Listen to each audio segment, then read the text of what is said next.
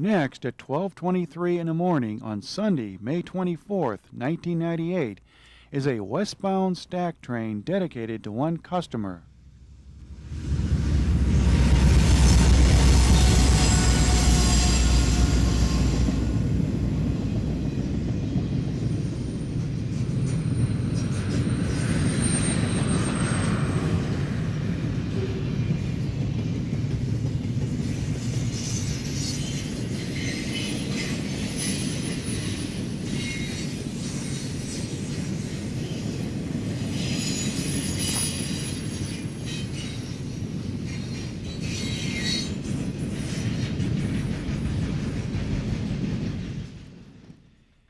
TV 555 is a CSX intermodal train running between the Sealand Terminal and Little Ferry, New Jersey, which CSX currently doesn't serve, and CSX's Bedford Park Intermodal Terminal in Chicago.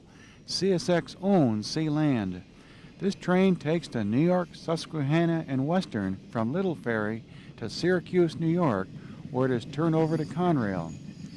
TV 555 can be identified by the large number of CSX intermodal domestic containers and Sealand containers. This train usually runs 3 days a week, although its number is changed on the other days. After Conrail is split up, this train will head southwest at Berea onto the old Big 4 line, which CSX will then own.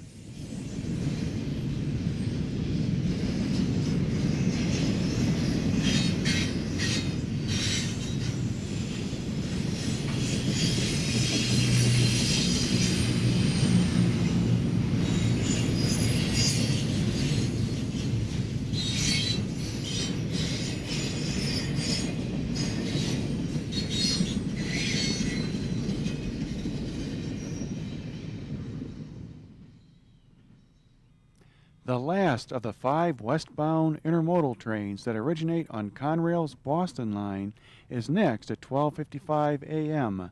TV9 to Chicago was due out of Worcester at 4:50 yesterday morning and is right on time.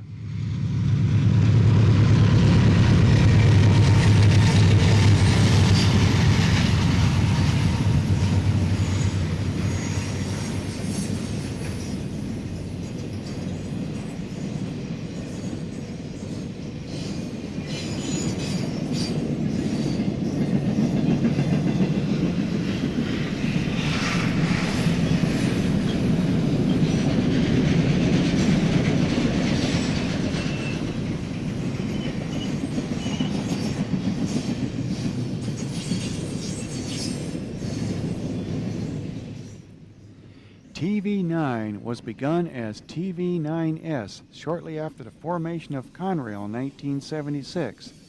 TV9S was then a short train that ran from West Springfield, near where United Parcel Services' main sorting facility for the Boston area was then located, to Selkirk, where it connected with other trains. UPS now uses the larger intermodal ramp in Worcester, 45 miles west of Boston, and TV9 originates there. But its purpose remains the same: provide UPS and other customers with the last cutoff of the night for trailers out of the Boston area headed to Chicago. TV9 also has a block of trailers for BNSF that will connect with the hot westbound intermodal trains for the West Coast on the former Santa Fe that are due out of Chicago early this afternoon.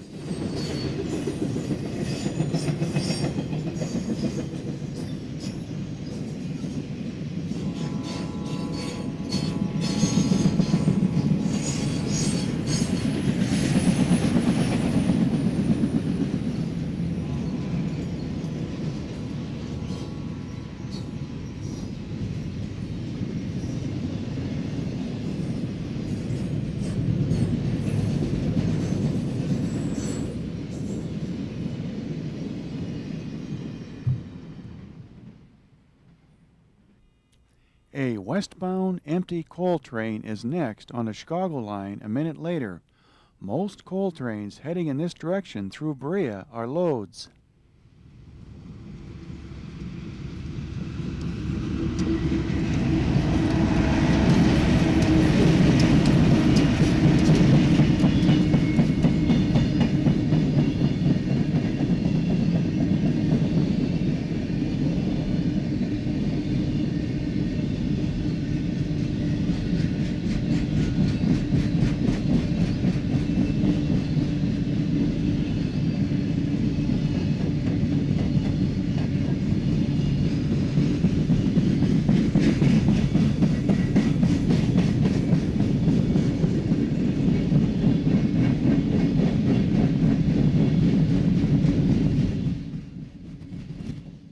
This empty coal train has come from the dock at Ashtabula, 67 miles east of here.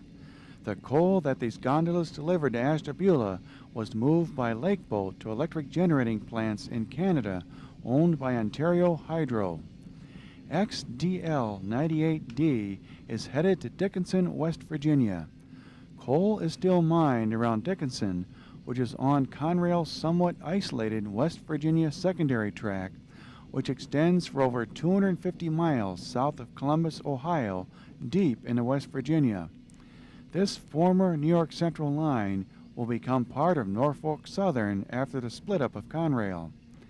XDL 19D will take the Big 4 connection that begins just west of where we are videotaping to the Indianapolis line and then head southwest to Galion, 68 miles from here. At Galion, this train will take the Columbus line south to Columbus. Prior to the passage of the Clean Air Act in 1970, which limited the amount of sulfur that electric generating plants could emit, there were many more coal trains like this one coming from mines in Appalachia to docks on Lake Erie. Conrail is currently hauling some low-sulfur coal from the Powder River Basin in Wyoming off of connections at Chicago as far east as Toledo. Someday, coal from the PRB may be running through here. And with the closure in the last decade of most of the basic steel mills around Pittsburgh and Youngstown, Ohio, fewer boats of taconite or magnetically concentrated iron ore from the Mesabi Range in Minnesota are being unloaded at the docks on Lake Erie today in the rail cars that would then head south to steel mills in western Pennsylvania and southern Ohio.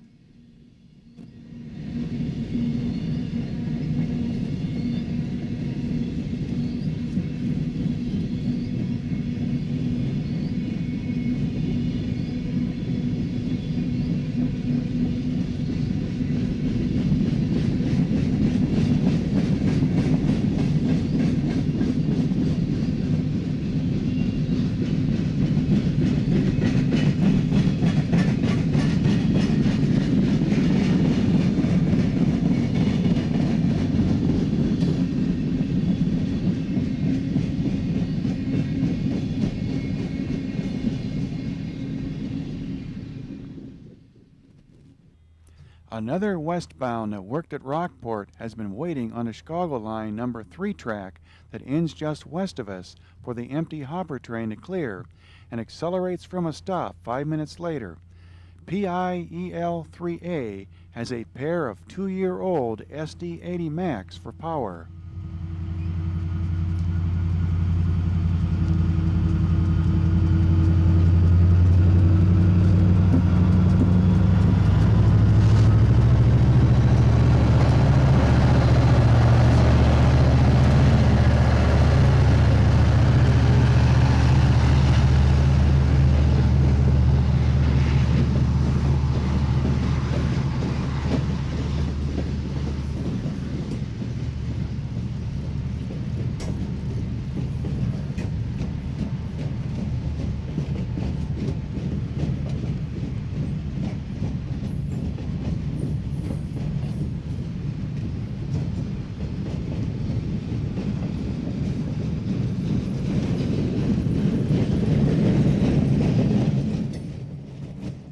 This westbound is accelerating from a stop, and its train is draped over the grade that leads to the lakefront. Conrail's SD80 Max and SD70 Max have alternating current or AC traction motors as opposed to direct current or DC motors. New methods of rectifying the current have permitted the use of AC current and traction motors of this size. The AC motors run cooler than DC motors, allowing greater horsepower to be fed to each motor. In addition, the AC motors have no minimum speed that they need to run at to stay cool. This, along with the latest generation of computerized slip control, allows AC units to pull twice as much tonnage upgrade as the standard 6-axle 3,000 horsepower second-generation diesel. These improvements have allowed the manufacturers to increase the horsepower in 6-axle AC units from 4,300 to 6,000, When these scenes were videotaped, Conrail's 5,000 horsepower SD80 Max, made by EMD, represented the most horsepower in a 6-axle diesel unit in everyday use, as the experimental 6,000 horsepower units on other railroads from both EMD and General Electric had not yet been released for regular service. When full power is being fed to the traction motors at low speed, as was the case with this train, the computerized slip control makes a unique squeal as the wheels are alternating from grabbing the rail and slipping. This is the first regularly scheduled manifest out of Conway Yard near Pittsburgh yesterday to Elkhart Yard, symboled PIEL 3A, the 3 referring to the 23rd of May or yesterday. The second scheduled train between those two yards, PIEL 3B, is right behind this train. PIEL 3A was due out of Conway's West Yard at 7 yesterday morning, but may have been held for power or a crew, as this 111-car train is 9 hours late through Berea.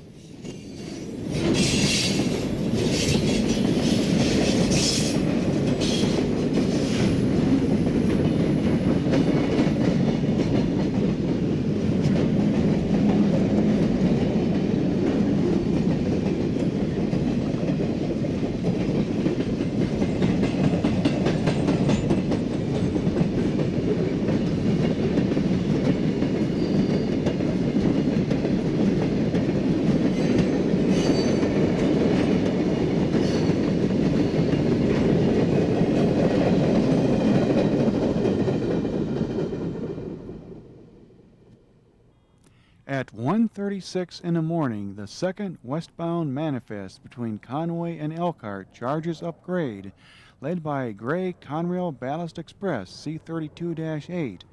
PIEL 3B is even longer than the A section of this train.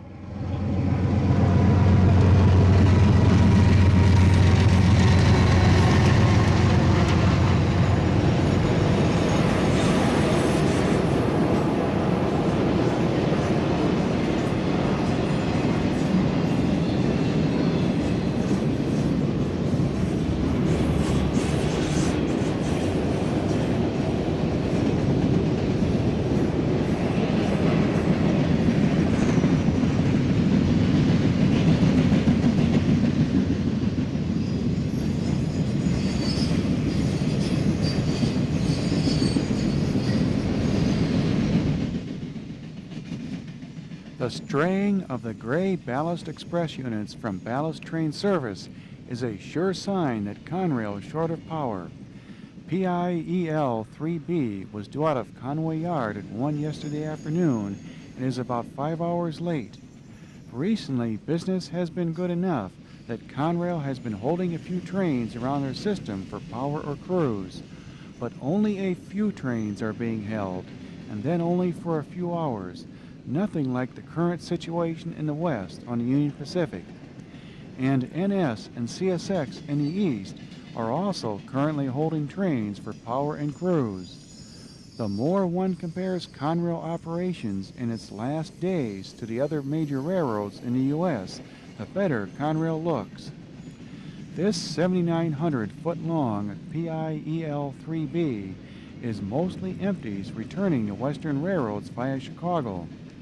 Elkhart then pre-blocks trains to most Western connections in Chicago.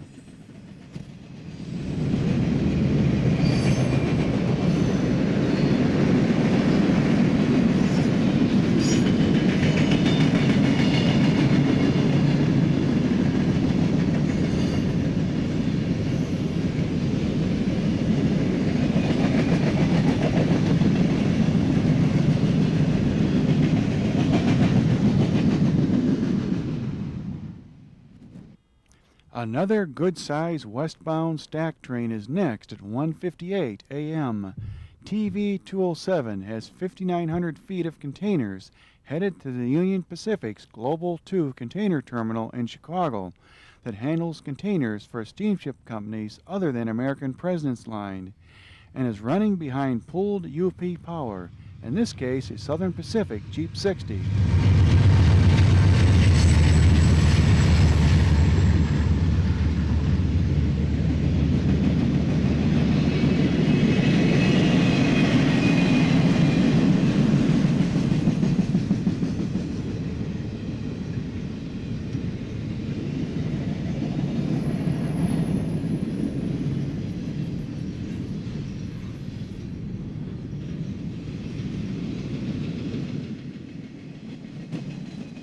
TV-207 originated at Port Newark with single and double stack containers from there and from the new E-Rail terminal at Elizabethport for points on Conrail's Boston line, the Canadian Pacific and Canada, and for Syracuse and West, primarily Global 2 on the UP.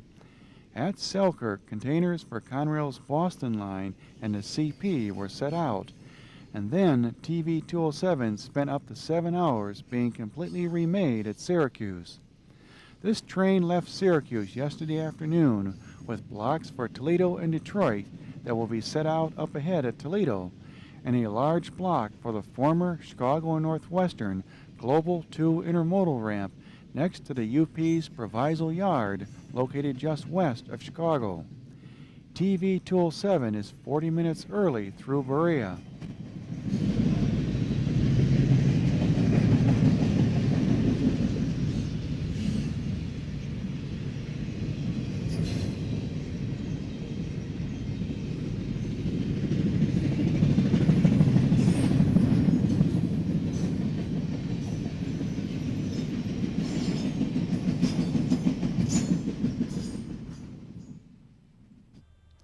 A relatively short eastbound auto train that was routed back to the former Pennsy line across Pennsylvania when the clearance project there was completed in the fall of 1995 is next 6 minutes later, accelerating from a stop.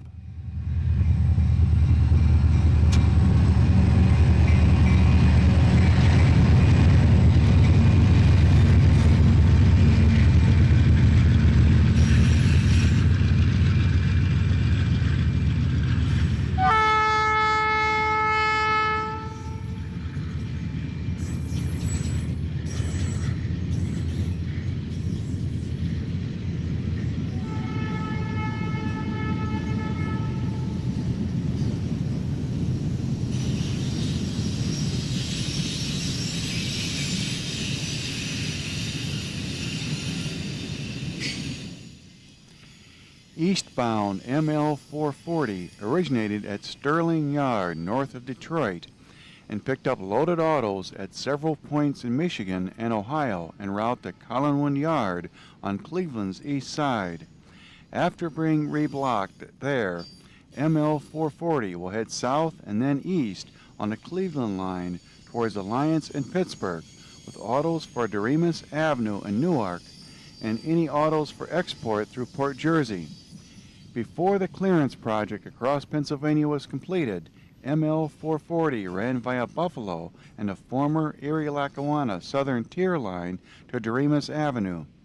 Although it now takes a different route, this auto train is the successor to ML 12, the New York Central's most awesome train that on occasion carried almost 3 miles of autos.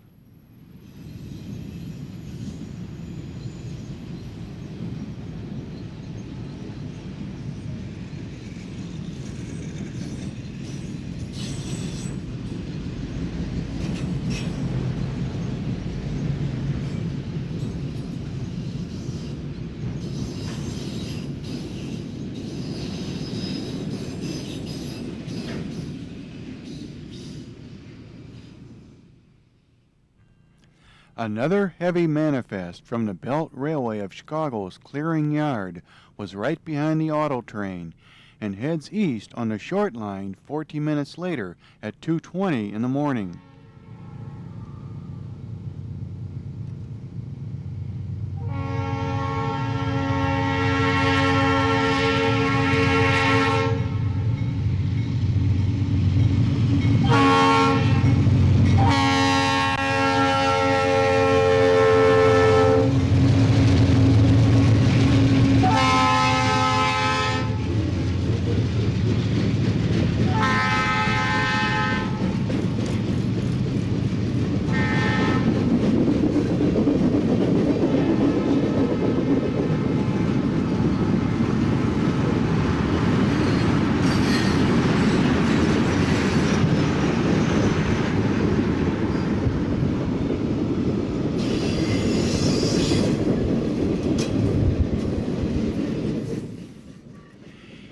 Eastbound BRPI is taking the short line because there are hot trains in each direction and need to use the lakefront line, and the dispatcher wants them out of the way before both sides of the Capital Limited begin showing up an hour from now.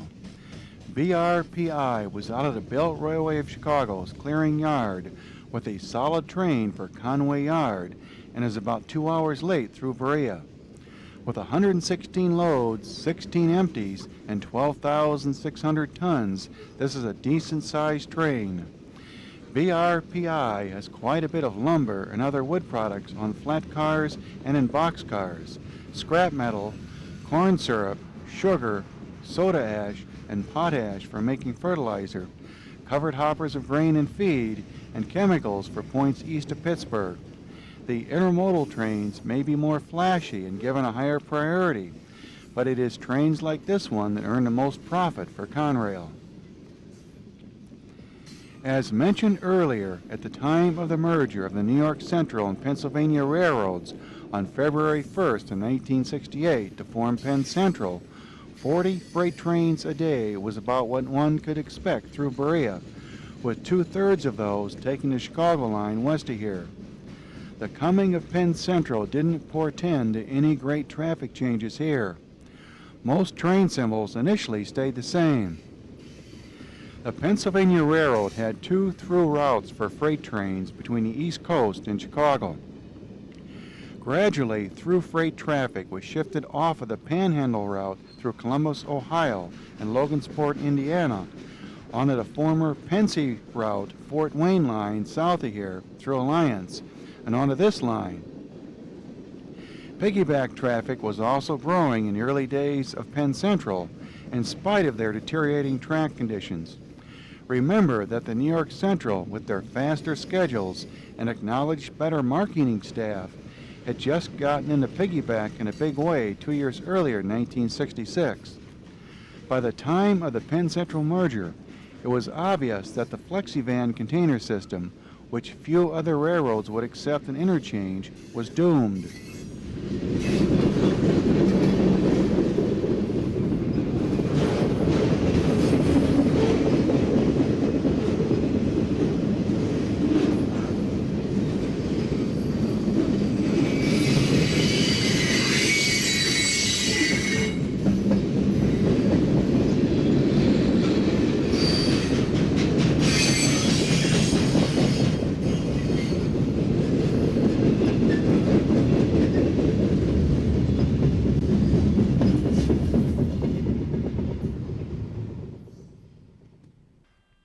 The first eastbound intermodal train of the night out of Chicago is next, accelerating from a stop at 2:36 in the morning.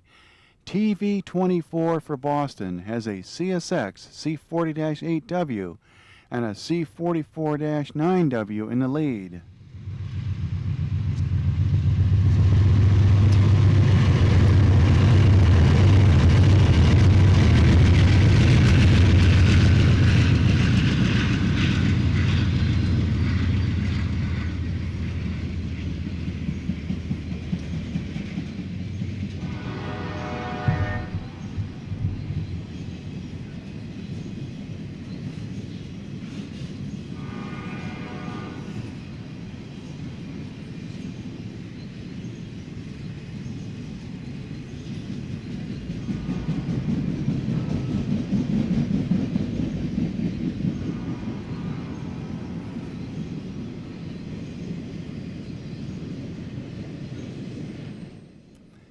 The head end of many trains through here should look like this one by early next year, but most CSX trains will be running behind us on a short line instead of taking the Chicago line as this train is. TV24 is due out of Englewood Yard on Chicago's south side at 6 p.m. with intermodal traffic from 47th Street and Englewood for Syracuse and all intermodal terminals on the Boston line. It is usually the first member of the eastbound intermodal fleet through here and was added 5 years ago. On Tuesday through Friday evenings, one can see TV0 running ahead of this train. TV0 is one of the more unusual names for a freight train that we have come across.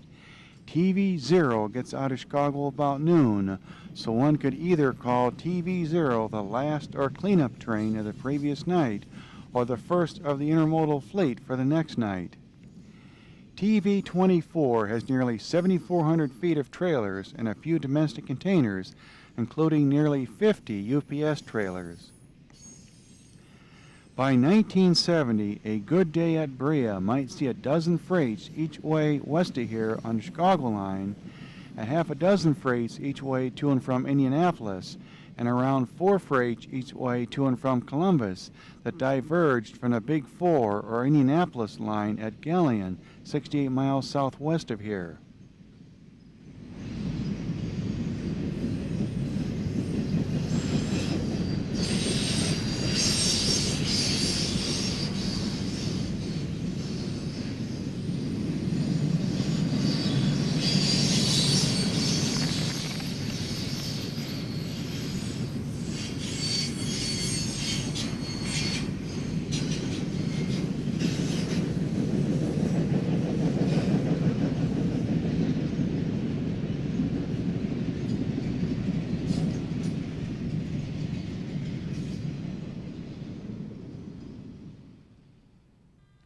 A late-running westbound manifest from Conway Yard to Toledo is next on the Chicago line, 5 minutes later at 2:41 a.m. PITO has just finished picking up some of the auto parts on this train at Rockport Yard.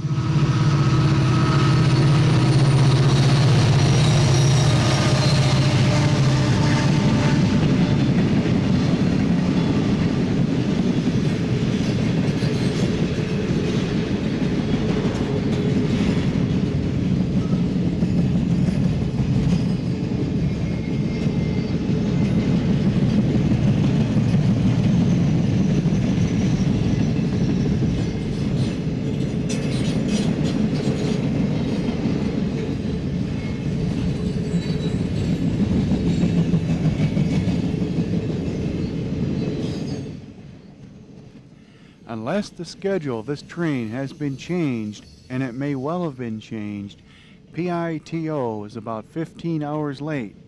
Half of the 7,700-foot train is business related to the automotive industry. The flats of truck frames came from the Dana Corporation plant in Reading, Pennsylvania, that is perhaps the largest maker of frames for pickups and vans in this country. In addition, PITO has loaded and emptied auto parts cars from parts and assembly plants all over the East, blocked for Toledo and for Conrail yards in Michigan, and 3 blocks for the Canadian National at Toledo. CN serves more assembly plants and parts plants in Michigan than Conrail does. At Toledo, cars from this train connect with trains to Michigan and with trains to St. Louis and to the UP at St. Elmo, Illinois. PITO also has some scrap metal and coal and open hopper cars, a few chemicals, and many empties returning to the Midwest, including some empty flat cars that carry truck frames.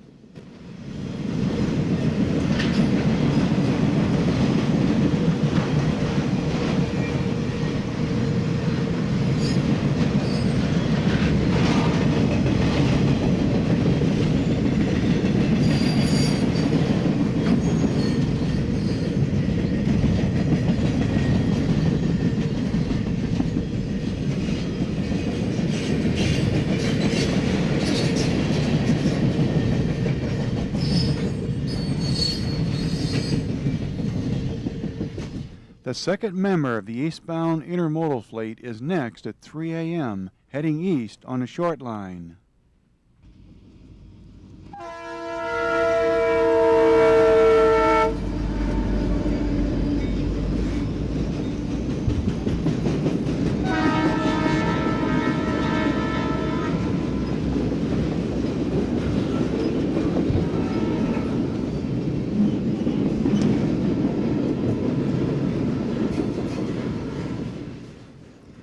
TV2H runs as needed from 47th Street Yard in Chicago to Harrisburg, taking a load off of the later TV2M that used to carry these flats. This 2-hour early TV2H now runs on most days and has 2,500 feet of hot trailers blocked for Pitcairn Yard east of Pittsburgh, Harrisburg, and Allentown, which is served by a turn out of Harrisburg.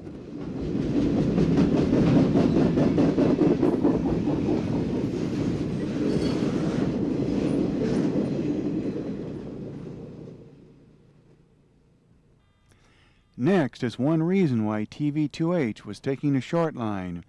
31 minutes later at 3:31 a.m., a 20-minute late westbound Capital Limited drifts through Berea. Number 29 doesn't yet have the signal up ahead.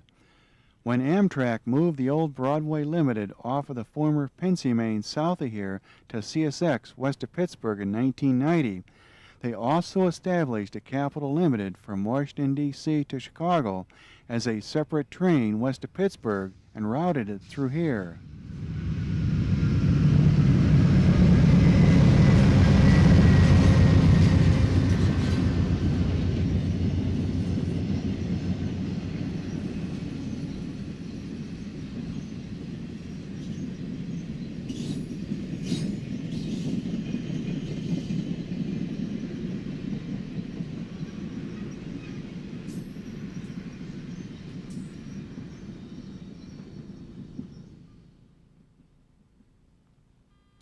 A huge westbound intermodal train is next, 25 minutes behind the Capital Limited at 3:56 in the morning, climbing up from the lakefront on the Chicago line.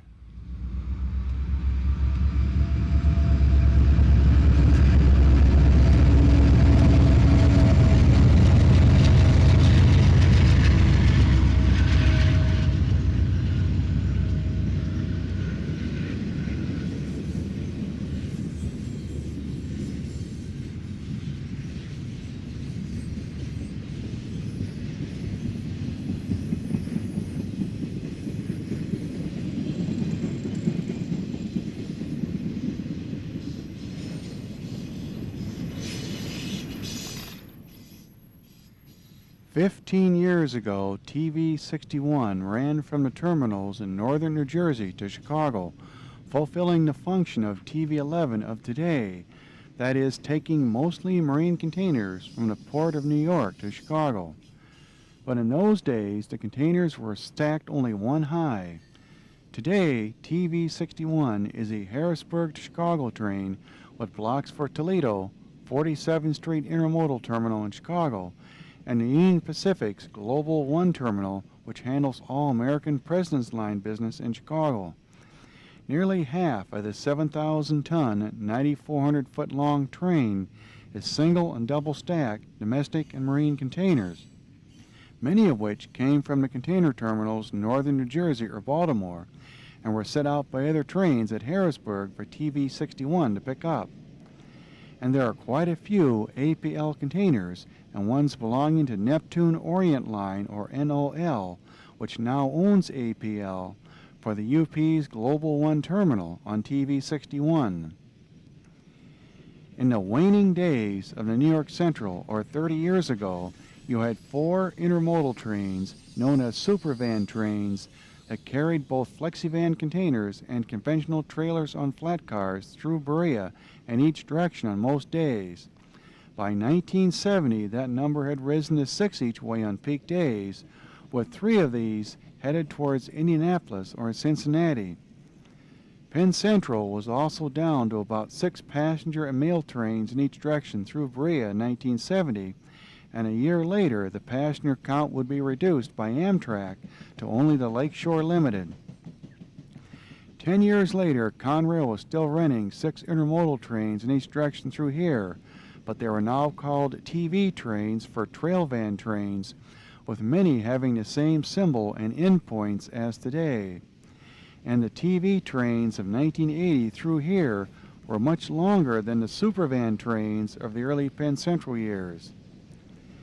In 1980, Conrail was also running 5 TV trains each way on the former Pensy Main line to Fort Wayne in Chicago that runs through Alliance south of here. By 1980, the freight count through here had not risen much above the 40 or so total freights in 24 hours during the last days of the New York Central. The big increase in the number of trains through Berea and Berea's rise to becoming both the crossroads of Conrail and the busiest single spot on Conrail was yet to come.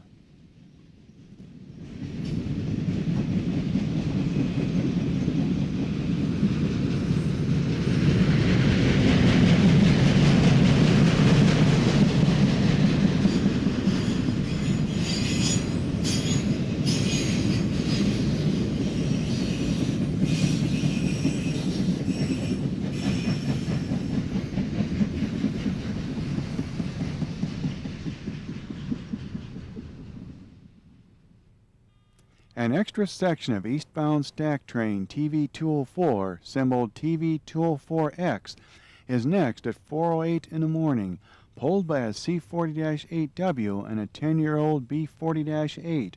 The 4-axle GEs were primary power for the TV trains when delivered, but now can be seen in just about any train.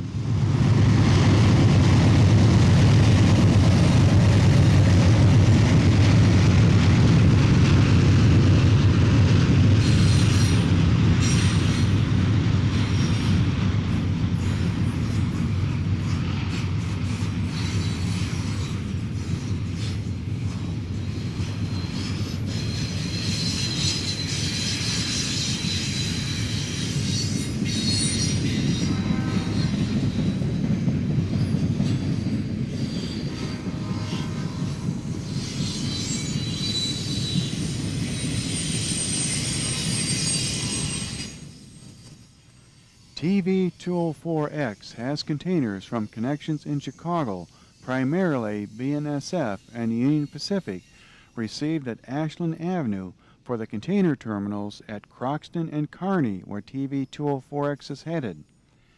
This stack train is another monster with over 7,500 tons and 8,500 feet of double-stack containers. The regular section of TV204 was through Berea just after noon yesterday. The coming of Conrail had brought some additional traffic through here, as the Erie-Lackawanna was rapidly closed as a through route. But most of that increase was added to the former Pensy Main Line south of here. Traffic peaked at around 45 freights in 24 hours through Berea in 1979.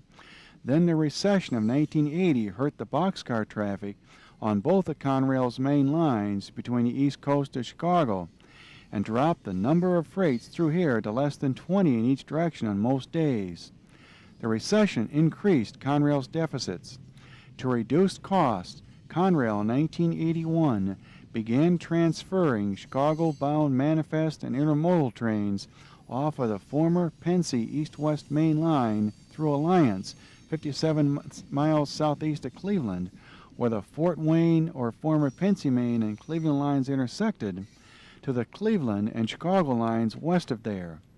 A new connection was built at Harvard, allowing trains from the Cleveland line to get onto the short line, but most trains to and from Alliance today get onto or off of the Chicago line at Drawbridge near the lakefront.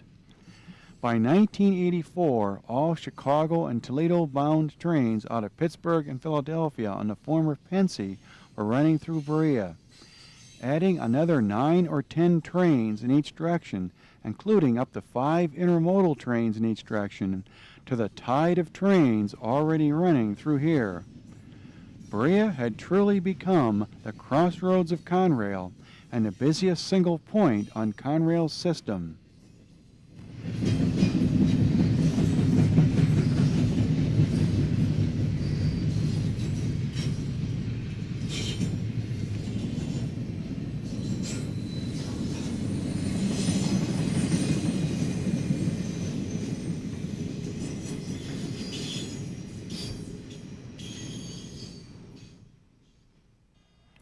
"30 seconds later, a westbound multi-level symbol train that had been waiting for the stack train to clear slowly rolls by in the Chicago line.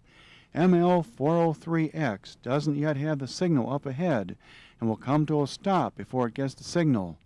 This train will take the Big 4 connection to the Indianapolis line, blocking other moves through Berea.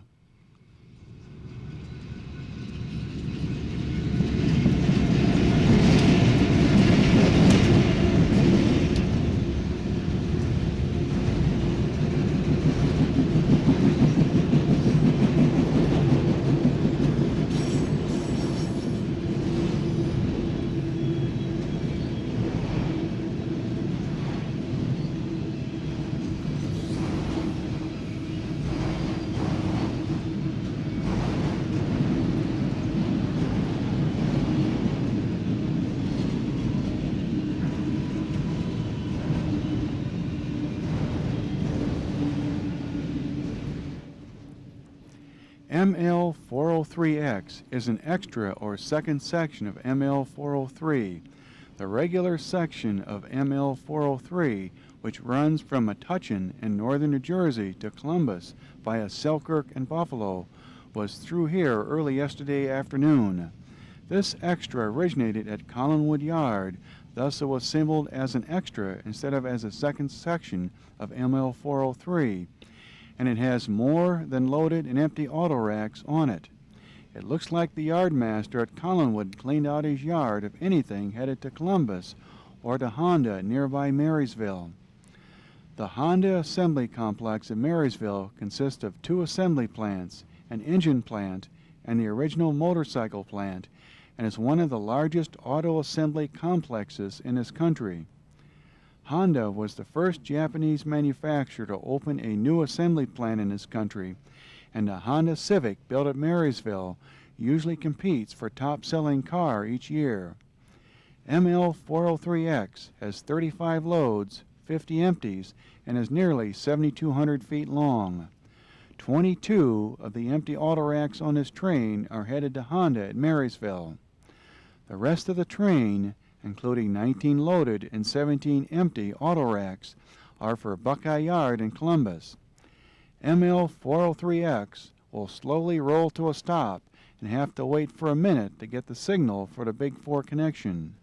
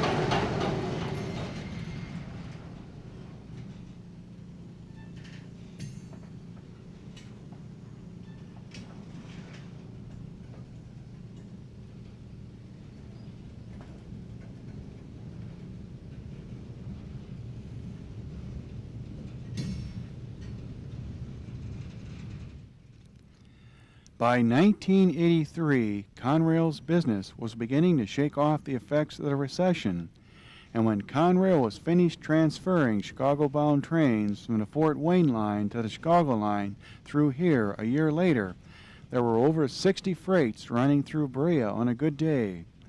Conrail had handled occasional single-level container trains for Sea Land and American President's Line since the early 1970s. By early 1985, American President's Line had extended their pioneering double-stack trains that began running between Chicago and Los Angeles a year earlier to northern New Jersey over Conrail. It didn't take long for other steamship companies to get into double-stacking, and within a few years, Conrail was averaging a couple of stack trains each way through here.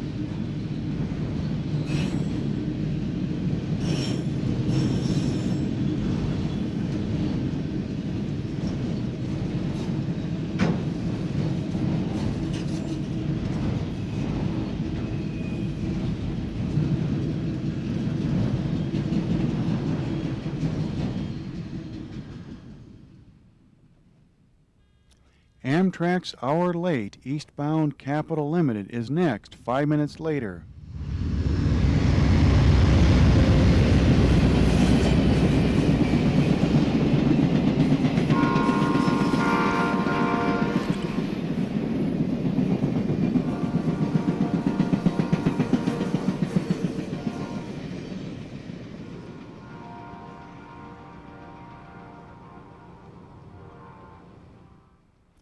In 1990, the Capital Limited was extended west of Pittsburgh and routed through here, giving Cleveland 2 passenger trains each way for the first time since Amtrak was begun in 1971. It is quite common for both the eastbound Capital Limited and Lakeshore Limited to be held an hour or more in Chicago waiting for passengers off of late western connections. The eastbound Lakeshore Limited is already 20 minutes late. Seconds later, a westbound manifest pulls hard up the grade from the lakefront on the Chicago line.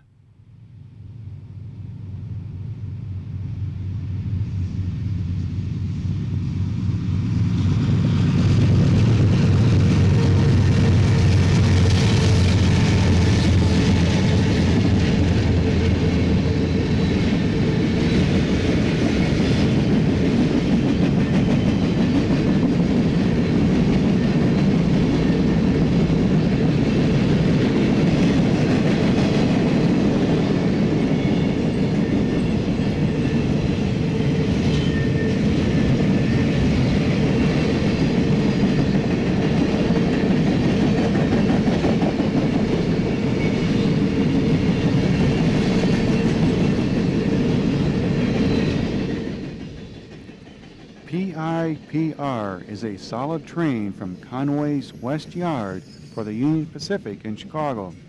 This run-through train will run directly into the former Chicago Northwestern hump classification yard known as Proviso Yard, the PR in the train symbol. Proviso Yard is located in Proviso Township, just west of Chicago.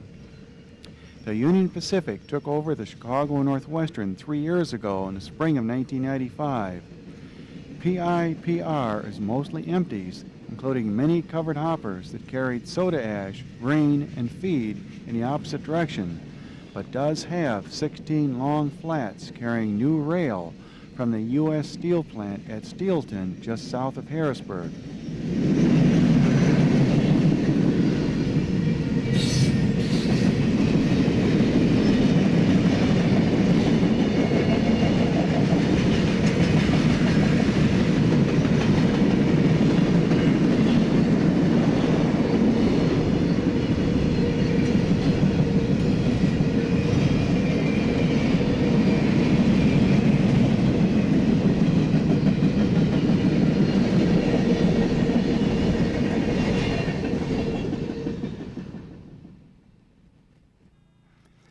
A westbound loaded coal train is next at 5:06 in the morning. UDM 89C has taken a short line to avoid the congestion that normally accompanies an Amtrak train on the lakefront line this time of morning. This train is taking the Toledo connection to the Chicago line and will then head west to the Detroit Edison generating plant at Monroe, Michigan, south of Detroit.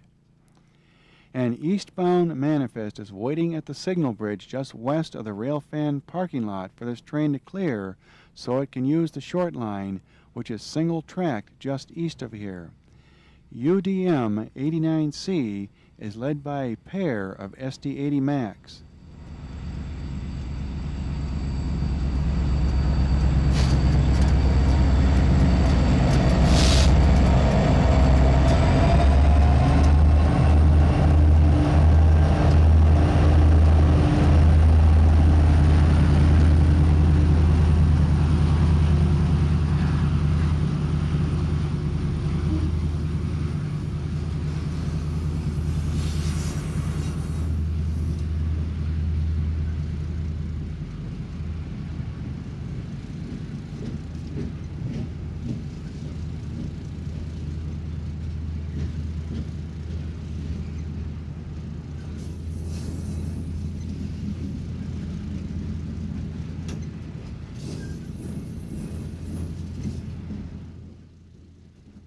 The cars on this train are older high-cube gondolas belonging to Detroit Edison. UDM 89C came from Bailey Mine on the Waynesburg southern branch of the former Monongahela Railroad, which was acquired by Conrail in May of 1993. A number of new mines on the Monongahela have opened since the late 1960s, and most of the coal originating on Conrail now comes from these mines.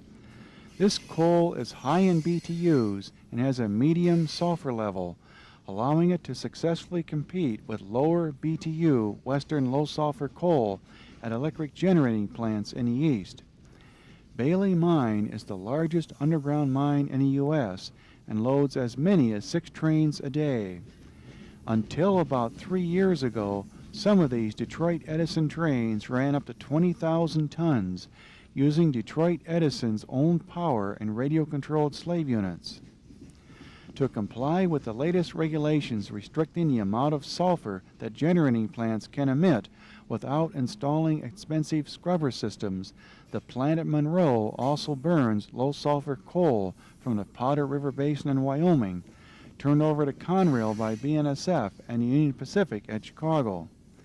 After Conrail was split up, Norfolk Southern will own the line between Toledo and Detroit that serves the Monroe plant, but both NS and CSX will have access to Bailey Mine.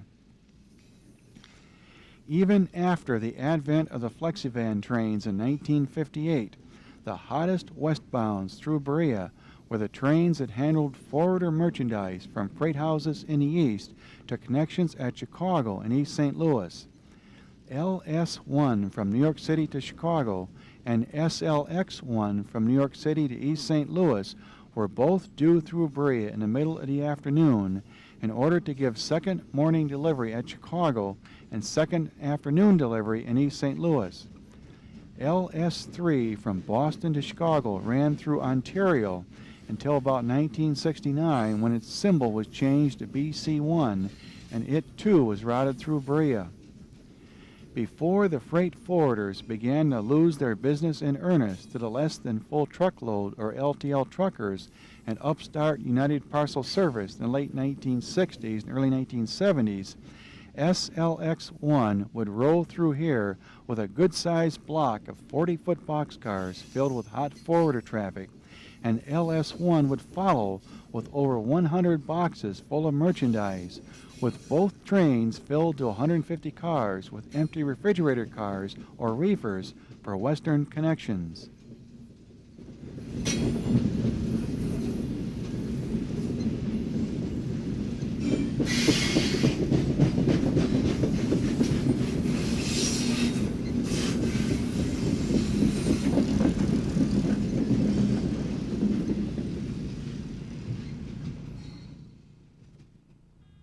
An eastbound that is important to a number of eastern auto assembly plants is next on a short line at 5:17 a.m.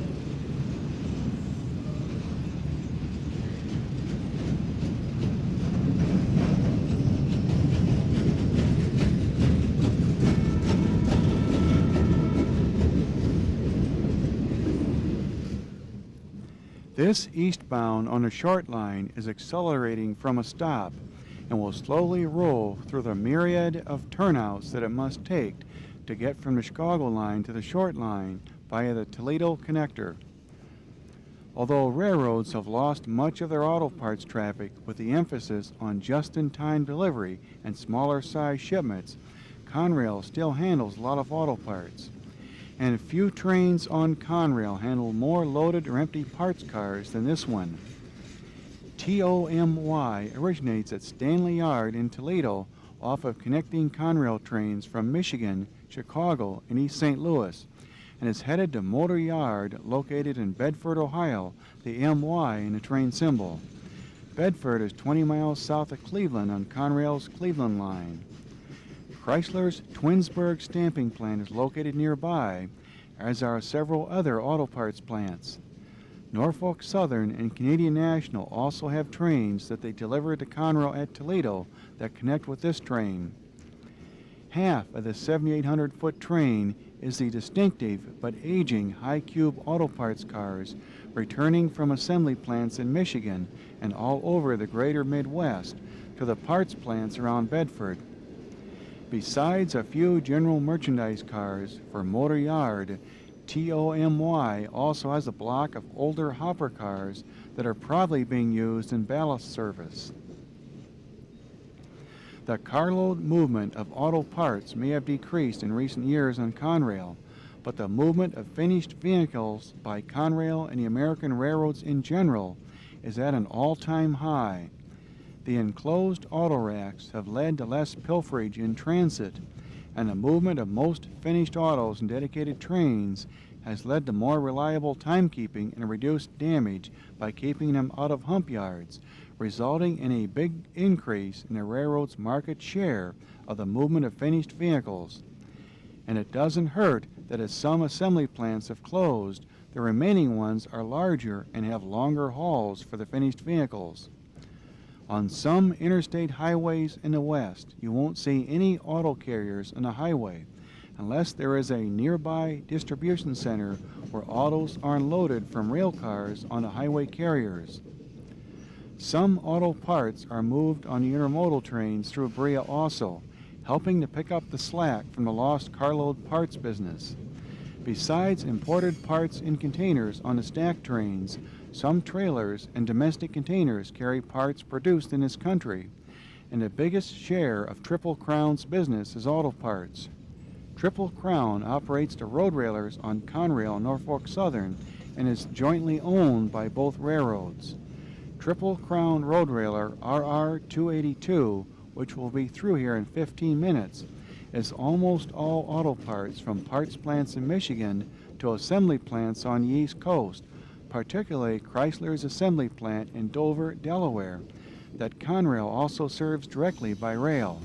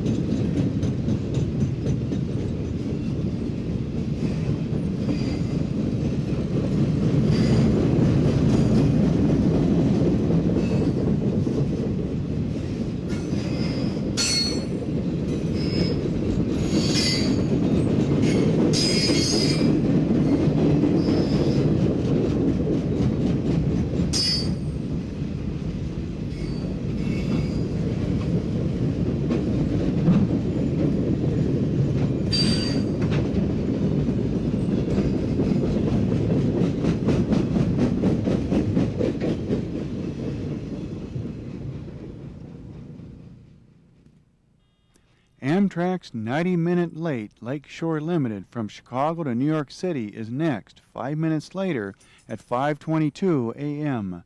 This eastbound has some of Amtrak's new express boxes, along with 2 road railers on the rear of this 19-car train.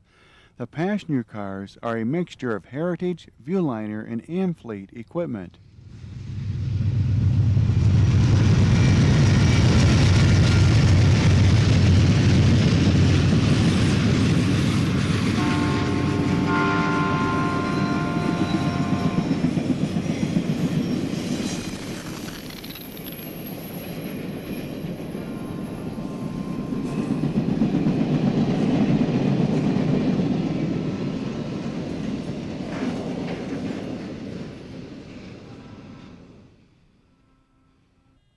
Westbound BUCO is next at 5:27 a.m., running almost 4 hours earlier than yesterday's BUCO. BUCO will cross over to the Big Four just west of the tower and take the Indianapolis line as far as Galion before heading south to Columbus.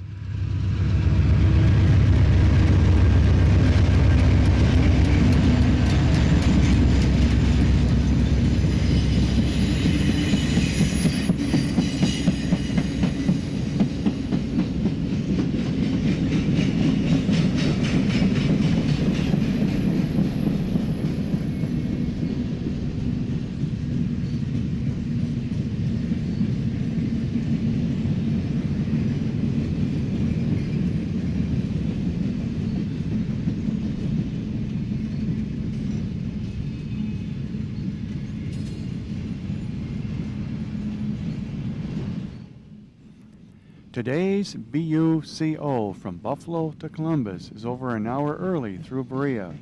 This train looks a lot like yesterday's with a few auto racks and auto parts cars, except that this train has fewer chemicals than yesterday's BUCO.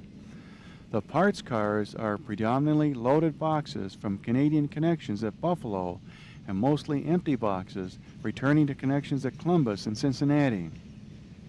After Conrail had finished transferring all Chicago-bound trains and their eastbound counterparts off of the former Pensy line west of Alliance, all long-distance traffic on Conrail between the east and the Midwest ran through Berea, except for trains from Pittsburgh and Philadelphia headed to Columbus or Indianapolis.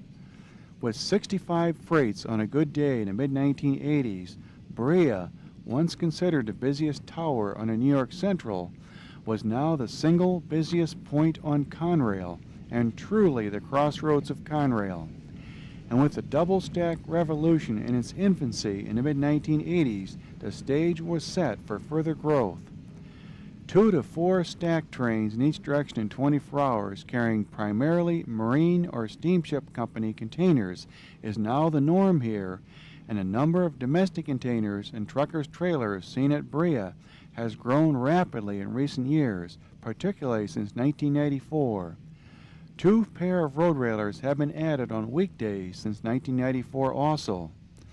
We have been here at Berea for 23 hours, and this is the 70th freight train that we have seen so far, along with the 4 Amtrak trains. After Conrail is split up, Berea should continue to be one of the best places to watch trains in the eastern half of the U.S. The busiest east-west main lines of the 2 largest railroads in the east will be side by side here, and some Norfolk Southern trains that currently take the NS main line north of here near the lakefront will pass through Berea after Conrail is divided up.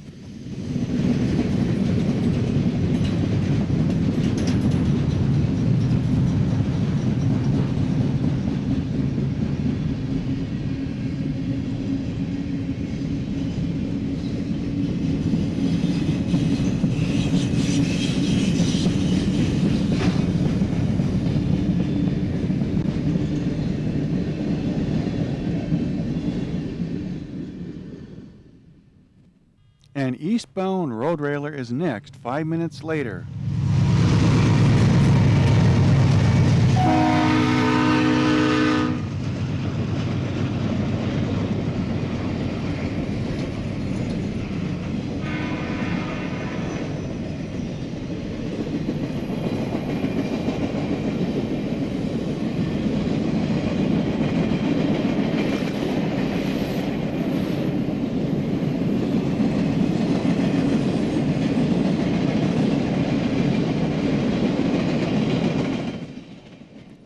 RR 282 and its westbound counterpart were begun in September of last year.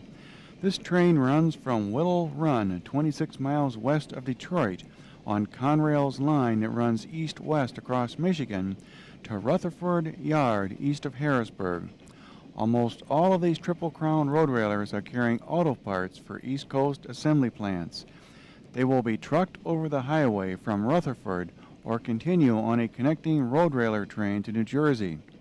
This is the first direct intermodal service that Conrail has offered between Detroit and the East Coast in over 2 decades, and the business on this train has grown rapidly.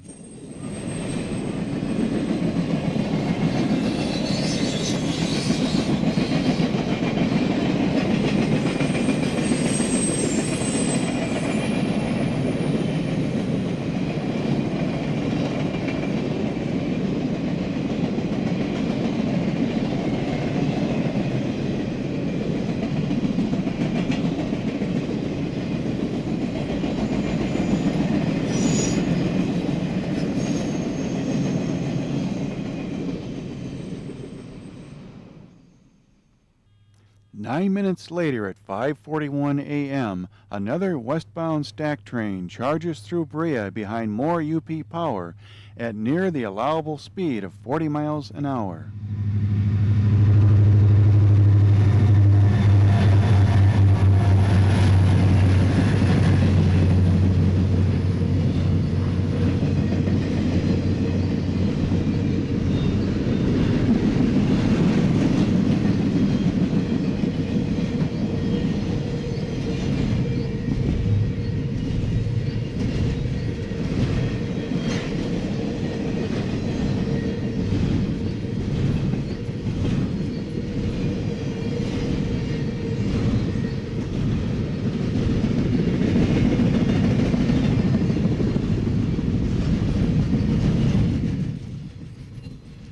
This is the fourth westbound stack train of the night carrying mostly steamship company or marine containers that we have seen.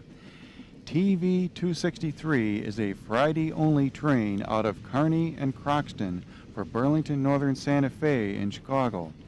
On other days of the week, the containers for BNSF in Chicago from the northern New Jersey terminals run on TV 261. With 2 miles of containers and weighing around 9,000 tons, this is quite a train.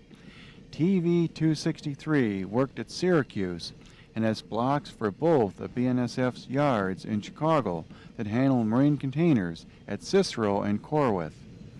Most of the containers on TV 263 are ones belonging to Asian steamship companies, Overseas Orient Container Lines, or OOCL of Hong Kong, Evergreen and its subsidiary Uniglory of Taiwan, and the conglomerate Hyundai of South Korea.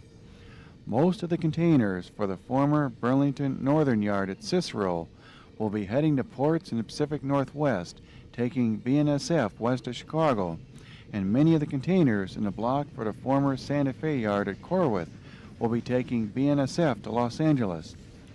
With the service problems on Union Pacific continuing as this commentary is being written in late July of 1998, BNSF has been picking up international container business from the UP, particularly on their route between Chicago and Los Angeles. Eventually, most of these containers will end up in Asia, being reloaded with merchandise for the U.S.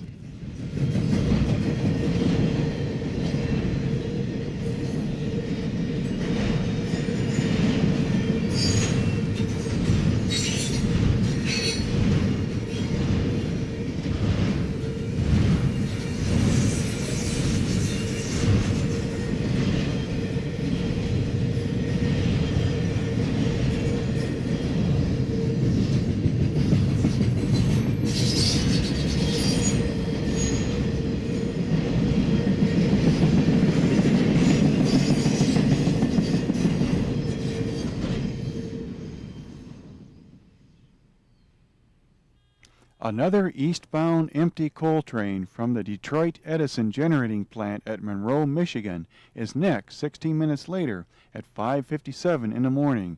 This is the 7th train through Berea in the past hour.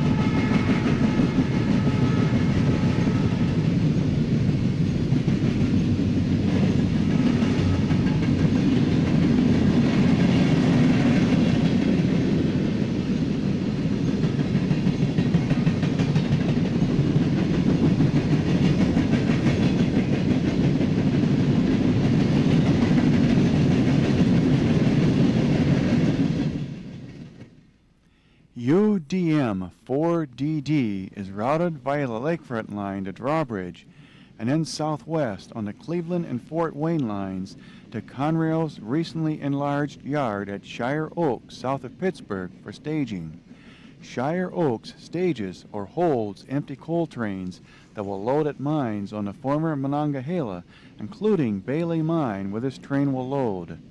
This is the second UDM empties from Detroit Edison's Monroe plant that we have seen in our nearly 24 hours at Berea.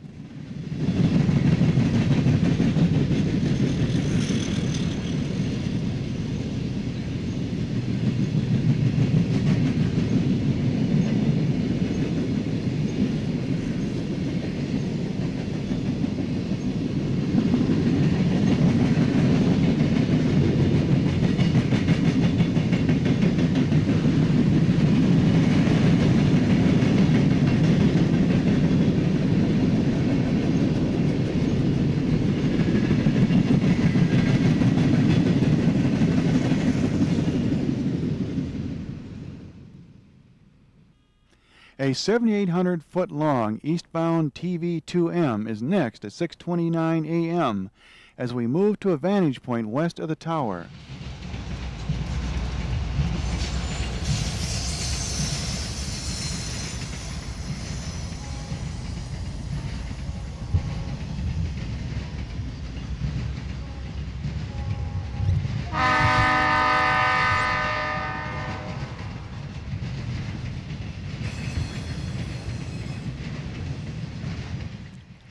Eastbound TV-2M from Chicago to Morrisville on the Chicago line is the first train that we saw yesterday morning by Berea at almost exactly the same time.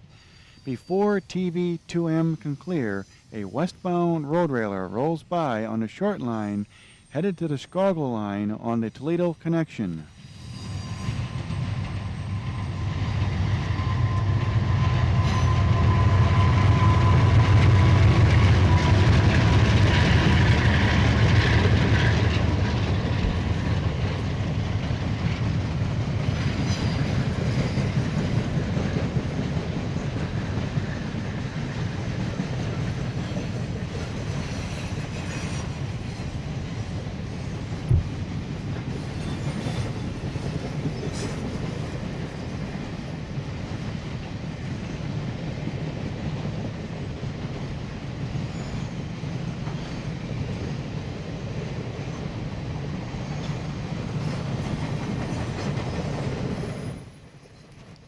Triple Crown Road Railer RR-281 runs from Rutherford, Pennsylvania, the location of a former Reading yard east of Harrisburg, to Willow Run west of Detroit.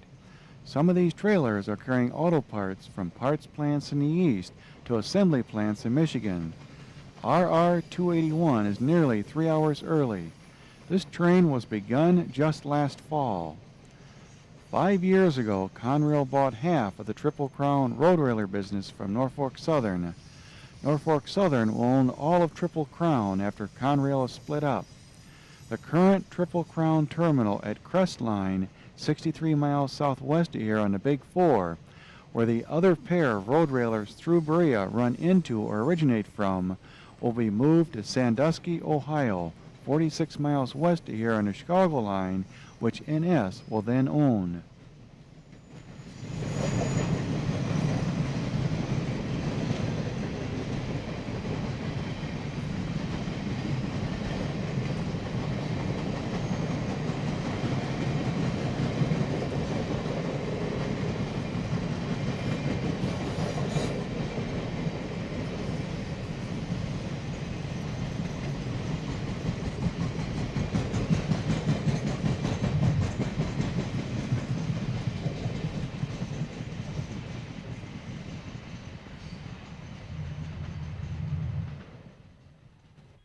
A long eastbound auto train is next at 6:38 in the morning.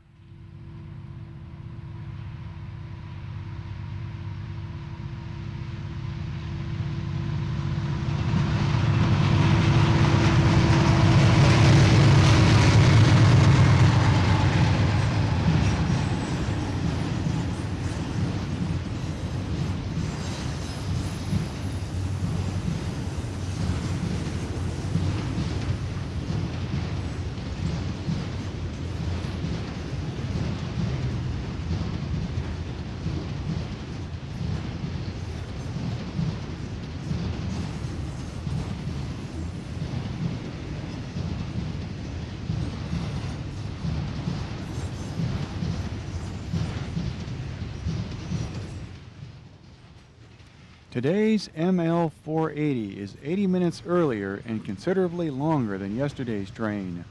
ML 480 originates in Toledo off of connecting Conrail trains and connections from NS and CN and takes the Chicago line to Collinwood Yard, where this train will be reblocked.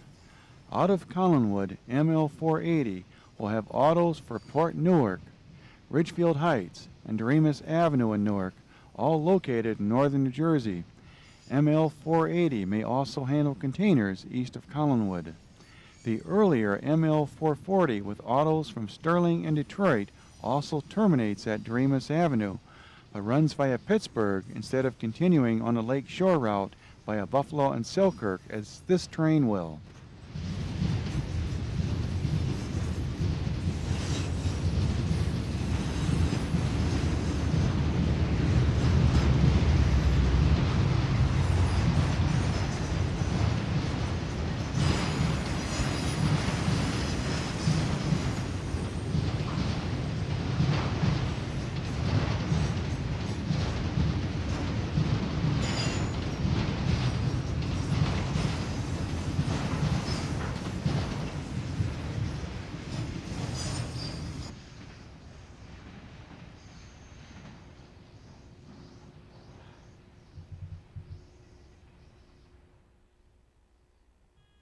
At 7:27 a.m., Amtrak's 50-minute late westbound Lakeshore Limited charges through Berea with a few express boxes but no road railers.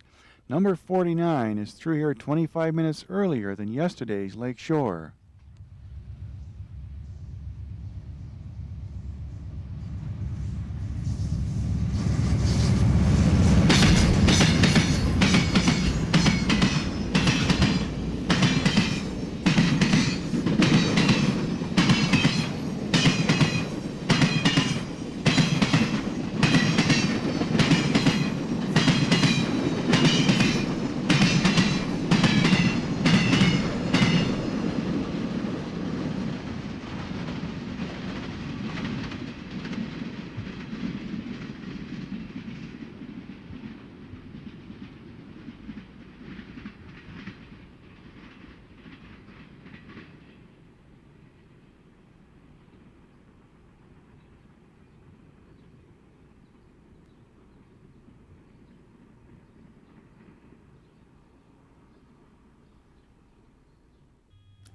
Five minutes later, COBU from Columbus to Buffalo, coming off of the Indianapolis line, heads east on the short line.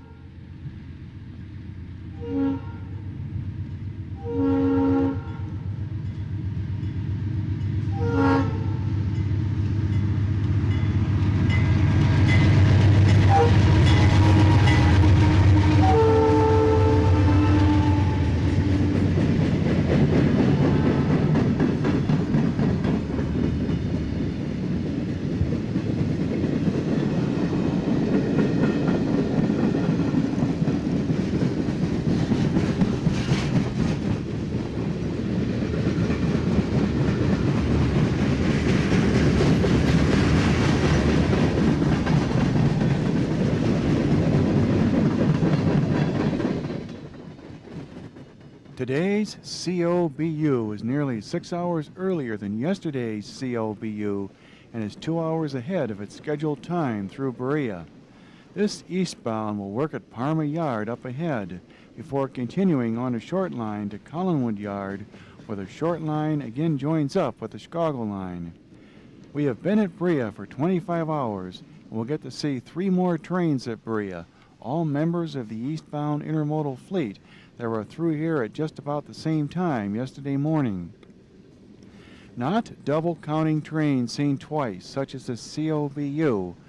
We have seen 39 westbounds and 35 eastbounds, plus the 4 Amtraks. Included in this total is the next westbound, a 151-car, 8,900-foot long SEEL3A from Selkirk to Elkhart. Eastbound auto train ML 488 from Columbus to Selkirk, and road railer RR 232 from Crestline to Rochester run during the week but not on weekends. The train count through Berea can easily top 80 trains in 24 hours on peak days.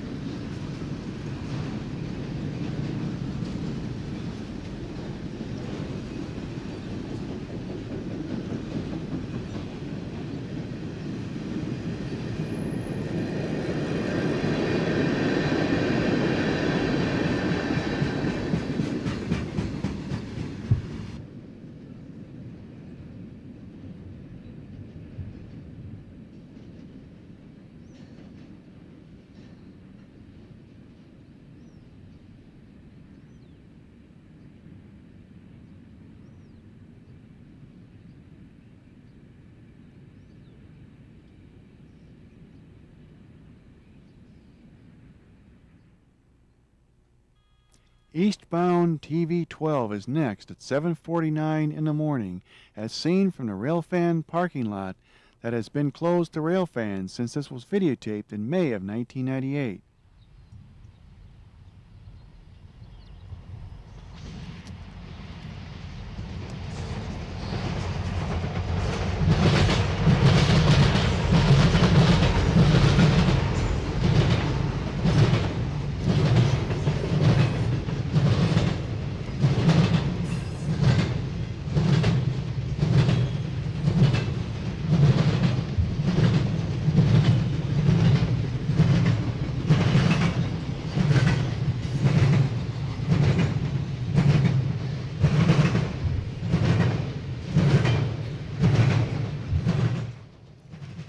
TV-12 runs from Chicago to Elizabethport in northern New Jersey.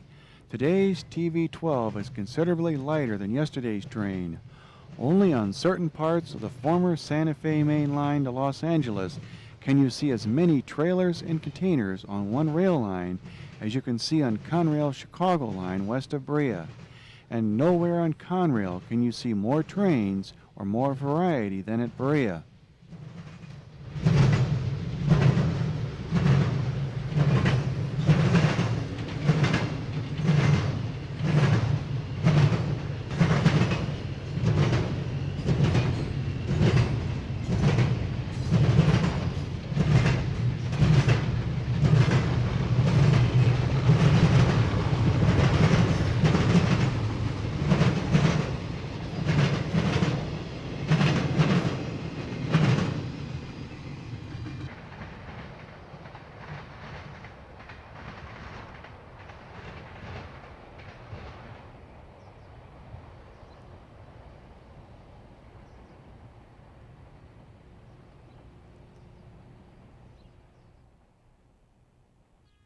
"22 minutes later, another member of the eastbound fleet charges through Berea on the Chicago line.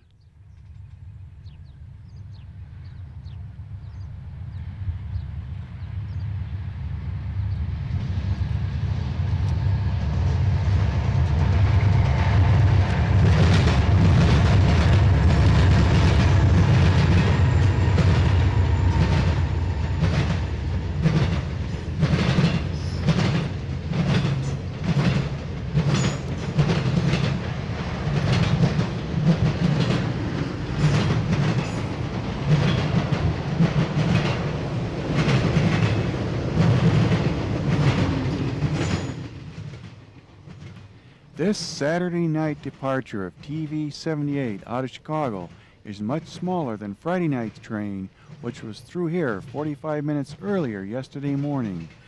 TV-78 runs between 47th Street Intermodal Yard in Chicago and Kearney, New Jersey, via Buffalo and Selkirk. Now you know why Berea is the hottest spot on all of Conrail.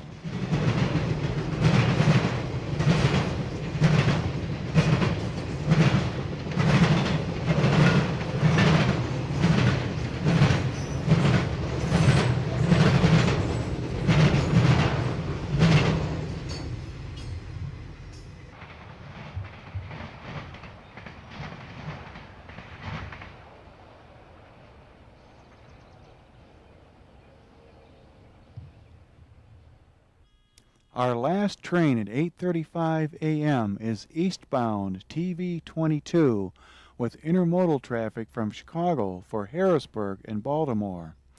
I hope that you have enjoyed 24 Hours at Berea, Crossroads of Conrail.